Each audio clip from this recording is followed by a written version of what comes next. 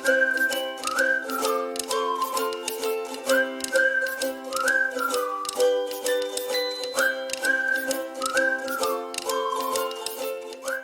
Spencer back with us and some children. We start with our welcome, which is a responsive piece. We give thanks for places of simplicity and peace. Let us find such a place within ourselves.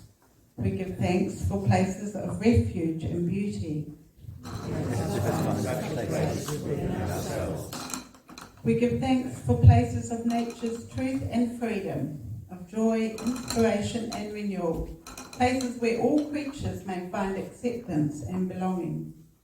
Let us search for these places in the world, in ourselves and in others. Let us restore them.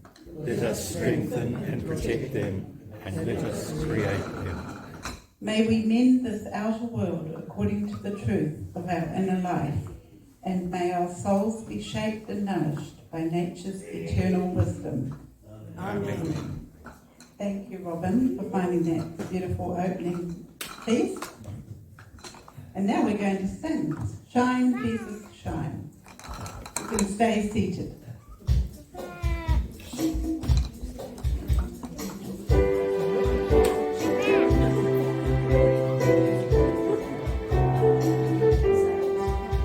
Open our eyes, ever-present God, to see you here and now, in this place and in one another. Open our ears, word of life, to hear you speaking, in the words we hear and say and sing, and in the silence.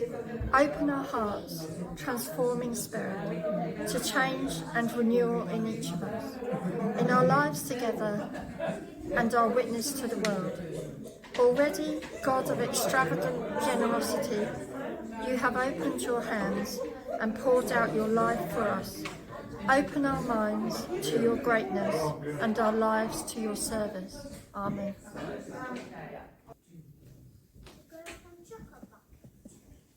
And now, Juliet and Spencer, would you like to come up here? This week is New Zealand Sign Language Week. Rachel might come up too and help us now that you're here. And we're all going to learn a couple of signs for sign language. Juliet already knows some sign language, don't you? She knows how to do her name. But we'll learn welcome. So would everyone like to try that? Welcome. Hold your hands and move them towards you. But bringing someone in. Welcome. And we learn thank you. Rachel, can you show us? So right hand to your chin and then move away. Thank you. Thank you. Juliet, do you want to show us something? You know your name, don't you? Might be a bit much this time, eh? No. You don't, can you do thank you? Thank you. I don't know how to do that. Let's go like that. Quite I don't easy. know how to do that. What else, Rachel? Should we learn good morning? Good morning. You say, Oh, good. good morning. Good morning. So Sun rising. sun, think of the sun going up. Yeah, the sun is your curled Yeah. fingers. Right, amen. Okay, close this thumb up. Yep. Amen. All right. So we'll have a little test at the end, see if you can remember. That's applause. Too many. All right. We'll move right along, thank you, to our reading. Robyn's going to do our reading for us.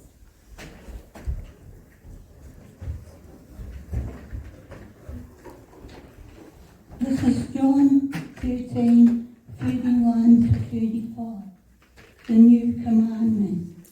After Judas had left, Jesus said, "Now the Son of Man's glory is revealed. Now God's glory is revealed through him. And if God's glory is revealed through him, then God will reveal the glory of the Son of Man in himself, and he will do so at once. My children, I shall not be with you very much longer. You will look for me, but I will tell you now what I told the Jewish authorities. You cannot go where I am going. And now I give you a new commandment. Love one another as I have loved you. So you must love one another. If you have love for one another, then everyone will know that you are my disciples. Hear what the Spirit is saying to the church. Thank you, Robyn. So, it's quite useful to know that just before the events of that reading, Jesus had performed a very humble act, that of washing the feet of his disciples. Then he tells them he'll be leaving soon and exhorts them to love one another. He says that if they love one another, everyone will know that they are his disciples. Well, we all know it's very easy to love those we like, but we make decisions all the time about those we might regard as less loving or less lovable. And the church does this too, between and within denominations, for example, or even our own Presbyterian church's attitude towards same-gender loving people. The kind of love Jesus is talking about here is concrete, self-giving action. At our very best, we all do this because we've been brought up in or come to the Christian way. We listen, we're kind, we're helpers, we support family and friends, we hopefully forgive where we can, we share meals, our lives, and so on. Then at the end, Jesus says, by this, all people will know that you are my disciples if you have love for one another. And we know those words well, we sing them in several songs. But is it important that people know that we are Jesus' disciples? I'm genuinely interested in this. I don't know the answer. Do we want people to say, oh look, there's a real Christian, or there's a really Christian group or church? Do you think people said to Jesus, about Jesus, oh, he must come from a really good synagogue? If so, why not? Or if so, why? If not, why not? So that's the question today. Is it important that people know that we are Jesus' disciples? So you've got a few minutes just to talk about that at your table. So I've got a little piece to add on. Is it important, or was it just because this way of living and loving was so new in a repressive, scary society, where there was a hierarchy, hunger, disease, and no chance for the lowly to have a decent life? Maybe Jesus is referring to the gold standard or the starting point, that whatever you do, whatever you believe, if it's not done in selfless love, it's not really following Jesus. There are many people today, as we were talking, who profess to live the way of Jesus, but they're abusive of their power and privilege. It's probably easy to say what has not been a disciple of Jesus: pursuing money, possessions, ignoring the plight of your fellow humans, destroying the earth. The list could go on and on. We aren't required to give up our lives, be put to the ultimate test as Jesus was. He seemed to know he was going to die, but wasn't focused on getting out of it. Instead, he humbly washed his disciples' feet. Instead, we're called to do the same, to give as selflessly as possible and act out of love in all we do, regardless of what people think. We're called to understand and be with those we might not feel comfortable with, to try to walk in another's footsteps, or at least alongside them. Stand up for justice for those who are oppressed, hungry, or despised. To look for the truth in every situation. Whether or not people notice and call us Jesus' disciples may be irrelevant, but by following in Jesus' way, even the most humble action can positively touch the lives of others. So thank you, everybody. That was really interesting question time. And now I'm going to talk to you a bit more about our new idea for Café Church. So the Café Church team have got together and decided to change the formula, what we've been doing. But I'm going to introduce it with a poem by Margaret Weiss. The church is not a place, it is a people. The church is not only a steeple above the tree-lined streets and cars. Rather, it is a people proclaiming to the world that we are here for the work of healing and of justice. The church is not walls built stone upon stone, held together by mortar, but rather person linked with person, linked with person, all ages and genders and abilities. A community built on the foundation of reason, faith and love. The church is not just a set of doors open on Sunday morning, but the commitment day after day and moment after moment of our hearts creaking open the doors of welcome to the possibility of new experience and radical welcome. The church is not simply a building, a steeple, or a pew. The church is the gathering together of all the people and experiences and fear and love and hope in our resilient hearts. Gathering however we can to say to the world, welcome, come in, lay down your heartache and pick up hope and love. For the church is us, each and every one of us together, a beacon of hope to this world that so sorely needs it. You're probably thinking, gosh, what's she going to talk about? So I don't know about you, but my faith was on a journey just as OCC is. A journey filled with doubt at times, but that's okay. It's in our values statement, the doubt bit. Also in our values, we've said that we will focus on people and personal connection and that we will promote real and meaningful connection with others. So today we're presenting you with the challenge of being a truly welcoming congregation, a way of getting closer to others and a way of being support for the community around us. We're going to open the doors wide for Café Church by having a community breakfast on Café Church Sundays. It will not be a church service. There will be no Bible readings, no prayers and no sermon. What will it be then? Well, we want to encourage anyone at all to come and join us for the communal act of meal sharing. We will have music, possibly poetry, a reading, reflection or something to ponder and yummy breakfast food.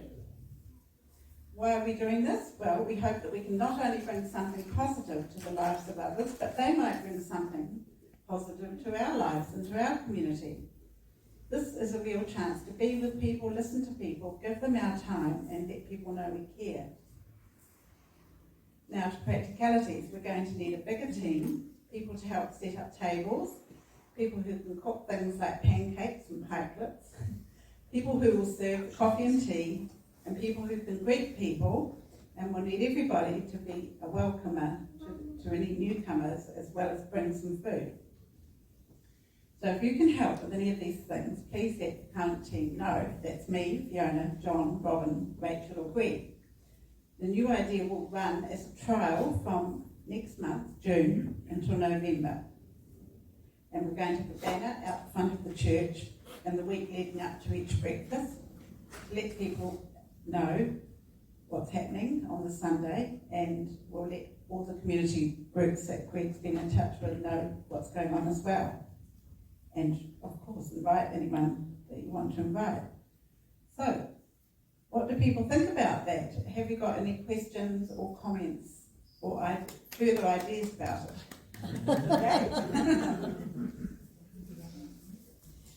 Can I say that sharing food and hospitality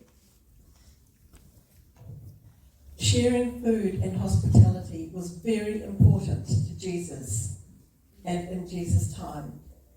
It was he had many shared meals, and it was a symbol of caring and loving, the sharing food. Why are Christians shrinking from preaching? No Bible readings, no hymns, no Christian focus in what you have said. Can we not have a banner somewhere that shows what we are?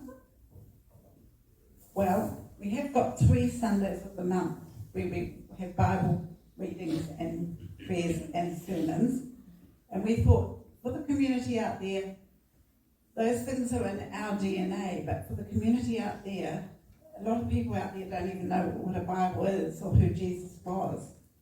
So we're hoping that at the community breakfast, by being welcoming, people will find a community that they might want to come back to. Whereas if we, I think if we invited people in and then started talking to them in the words that we understand, but they may be unfamiliar with, it might be too much for a lot of people. First off, a banner, you mean in here? Perhaps? Yes. Saying, what would it say? Okay, That's a great idea. We could use our values and the mission words and those things.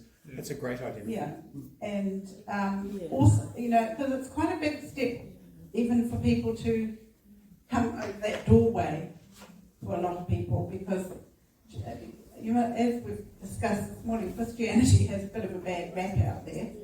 So we're going to obviously direct them down here to the hall, so they don't have to enter the church. But to enter a church these days is an anathema to a lot of people, quite frankly. So because people that do get the publicans who are claiming to be Christian, we want to show people that we're Christian by what we do, which is being community with them. So, yes, lovely idea, Mel. Thank you. Anybody else want to give their real thoughts about that?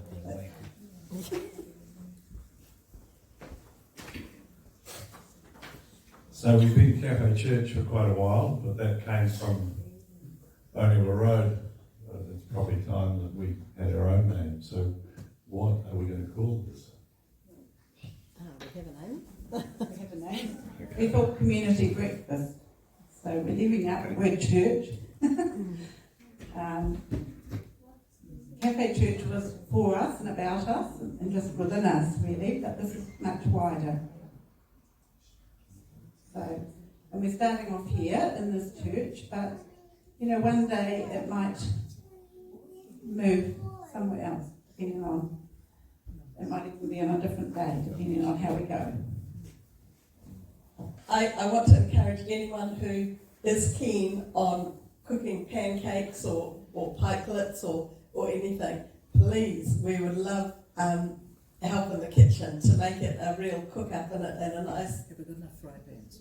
And to bring fry pans and things like that.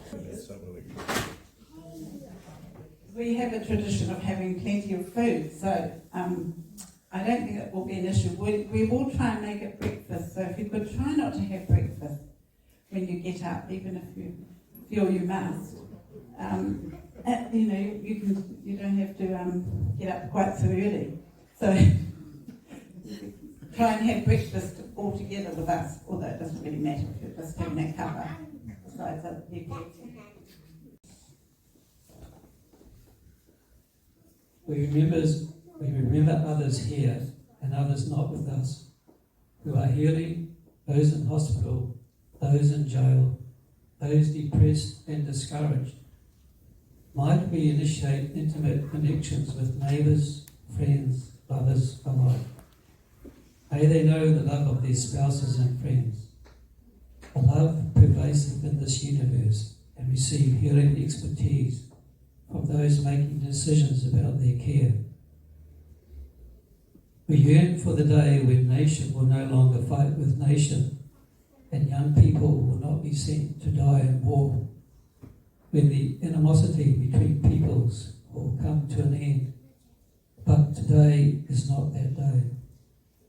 So our prayers are for those who wage war, politicians, military leaders, those on the front lines, and those civilians caught in the crossfire. Through the gunfire and smoke, may the cry for a different way of being still be heard, whispering over the hatred, I am making all things new. We yearn for the day when every one of those who seek to follow Christ will be truly one, when theology and denomination and personal grudges will not divide the body. For today may not be that day when tears are dried and wars are over and God's people are one. But it is coming, and in us, through us, if need be, despite us. We step ever closer to the day of a new heaven and a new earth, when the universe reverberates to the song, I am making all things new. Amen.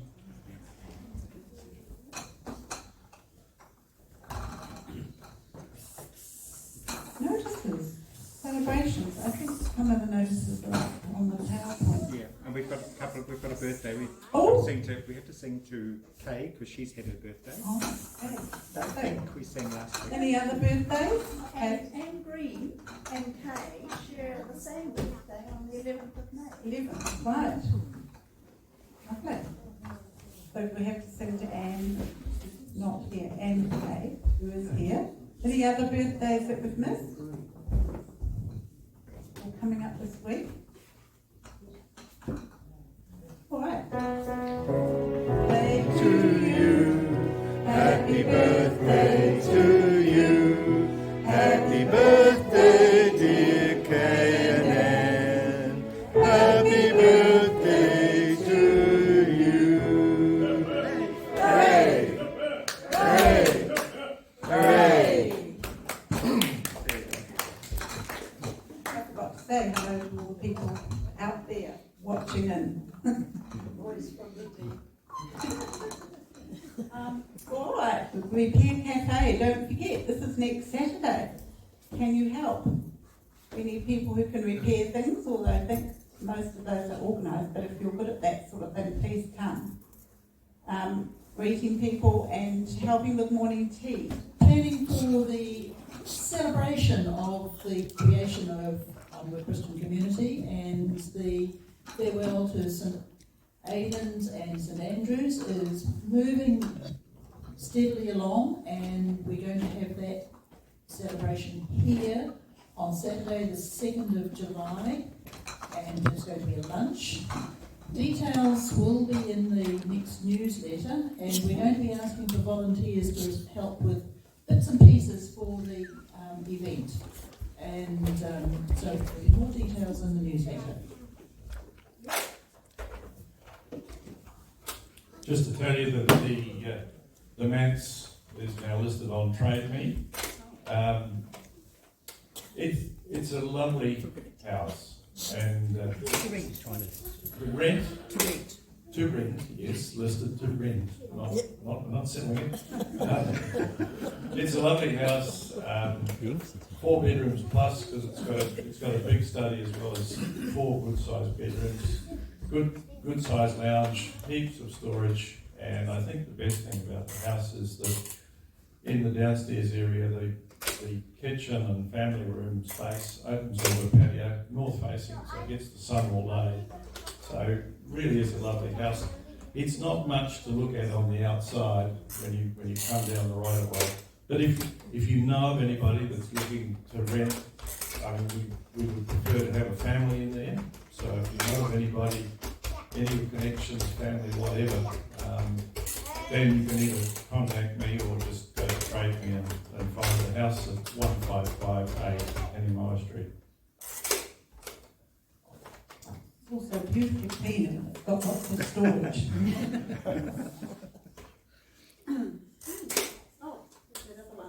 Excluded. Rather, let our community be a spiral with Jesus at its heart, which, like Jesus, constantly reaches out to ensure that everyone feels included.